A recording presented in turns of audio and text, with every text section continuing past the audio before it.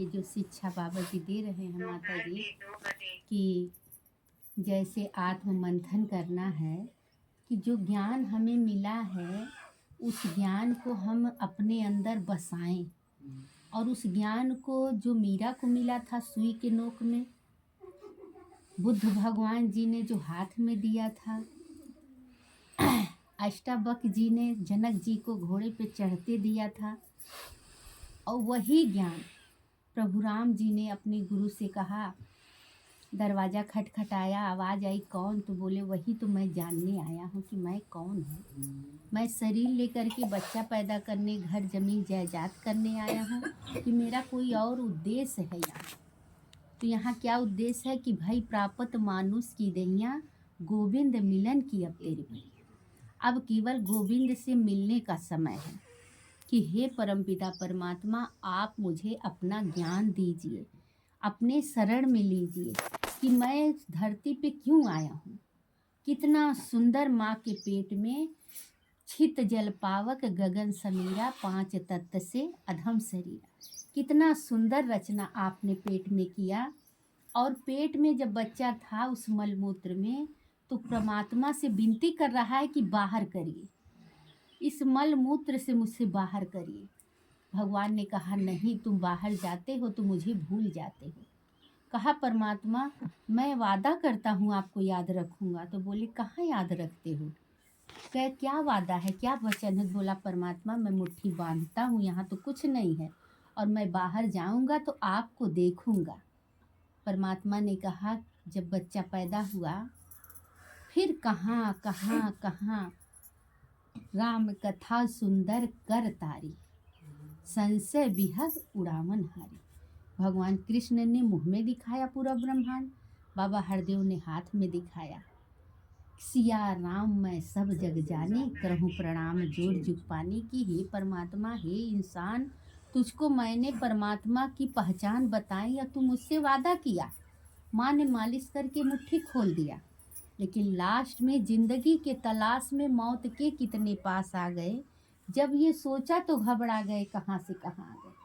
आज बहन जी के पति बिस्तर पे एक एक पल सोच रहे हैं कि प्रभु मेरी क्या गलती है, क्या गुनाह है, आज हम यहाँ हैं। लेकिन आज उस गुनाह की भी सज़ा आशीर्वाद में बदल गई है कि कितना सेवा बहन जी कर रही है, और ये मालिक माफ़ कर रहा, पल पल तिल तिल माफ़ कर रहा है। शुक्र इसका है। और फिर वही इंसान जब बिस्तर पे पड़ता है तो मालिक कहता है कि तूने मुझसे वादा किया था मैं तेरा पहचान करूँगा। आए हैं सो जाएंगे राजा रंग फकीर, कोई सिंहासन चढ़ चला कोई बधे। कि तुम आए और हमें नहीं जान पाए तो फिर उसी जंजीर में वापस जा रहे हो, और कोई सिंहासन पे जा रहा है।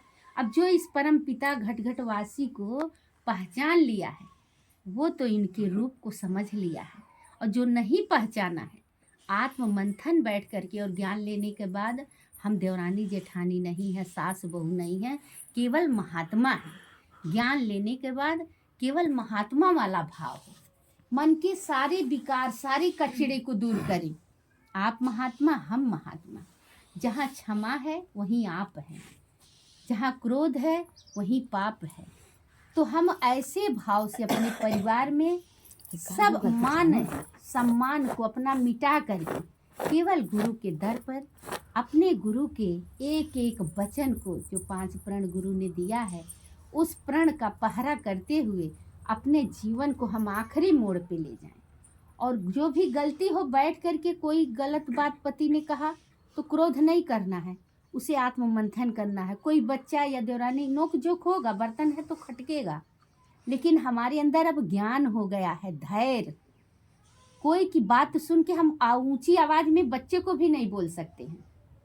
और हर एक संत का सम्मान, कोई जिलेबी आया उसका भी सम्मान, कोई बतासा लाया उसका भी सम्मान, क्योंकि 2 फाँका चावल सुदामा लेके गए थे, प्रभु सहज में स्वीकार कर लिए द्वारिकाधीश। क्या दशा थी सुदामा की। और जब वो गुरु भगवान जब वहाँ 2 लोक दिए, और जब भगवान आए विश्वकर्मा जी घर बनाने, तो कितने सहज में सुशीला ने कहा कि अगर भगवान का आदेश है मेरा घर बनाना तो आप वापस जाइए। भीख मांग के इसी गांव में मैं खाई हूँ, बड़ी हुई हूँ, और भीख मांग के मैं चावल दी हूँ, तो मेरा घर पहले नहीं बनेगा, पहले मेरे गांव वासी का नगर बसेगा। प्रभु और खुश हो गए, क्योंकि जो दूसरे का सम्मान करता है। उसी तरह से बाबा हरदेव जी, माता सुदीक्षा जी, कि जो दूसरे संतों को पहल देते हैं, दूसरे के दुख सुख को समझते हैं, उन्हीं का कल्याण सद्गुरु करते हैं।